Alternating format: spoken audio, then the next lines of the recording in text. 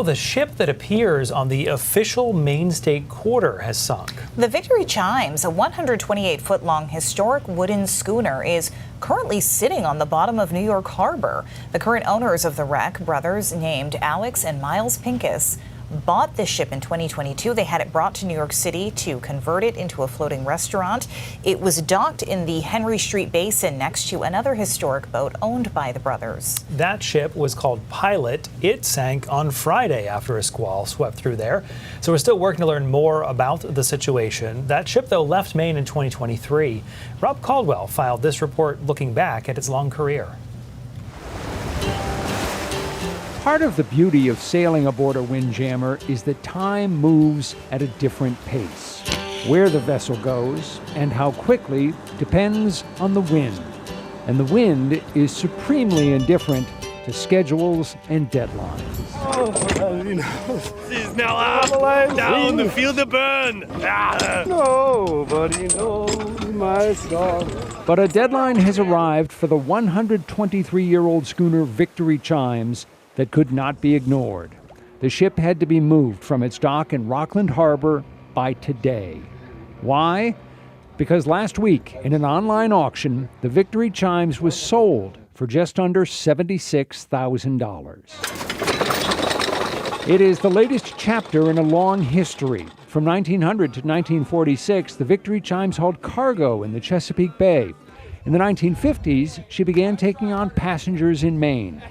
Kip Files bought the vessel in the 1990s, and when the time came for him to step away, it was bittersweet. It's real tough. Well, it's a great lifestyle.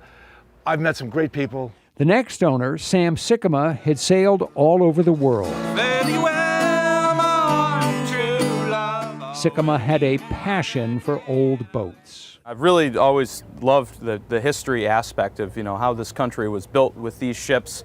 And that's always drawn me to the historical ships and these ones that are worth preserving. And this one, to me, is one of the most important ones to preserve. I think it's worth that somebody does that, and I'm really excited to be the person who gets to do that. When the U.S. Mint decided to create special quarters representing each of the 50 states, the question came up, what image to put on the coin? The design Maine ended up choosing, an image of the three-masted Victory Chimes off Pemaquid Point Light. When the coin was introduced in a special ceremony at Pemaquid in 2003, hundreds of people showed up to buy those bright, shiny Maine quarters. There you go. Come ahead, 1,200, straight. Through the first 2 decades of this century, the rhythms of life aboard the Victory Chimes remained the same. Passengers who spent time on the schooner regularly fell in love with the coast of Maine. The lure of the old ship may have been stronger than ever. It's been a lifelong dream to go on a schooner, and so we knew maybe the opportunities were drawing to a close, and we didn't want to miss out. So when the pandemic struck, the windjammer fleet took a brutal financial hit. It forced owner Sam Sikkema to make a difficult decision, and he announced that 2022 would be the final year the Victory Chimes would sail with passengers. Honestly, it's a punch in the gut, but it's also I feel grateful that we get the chance to do it gracefully. It is a slight consolation to consider what an exceptionally long and useful life the Victory Chimes had. Vessels like the Victory Chimes, which were built to be working merchant vessels, they were meant to only last, on average, a wooden sailing vessel lasted 13 years. So this is... That was Rob Caldwell reporting there. 13 years.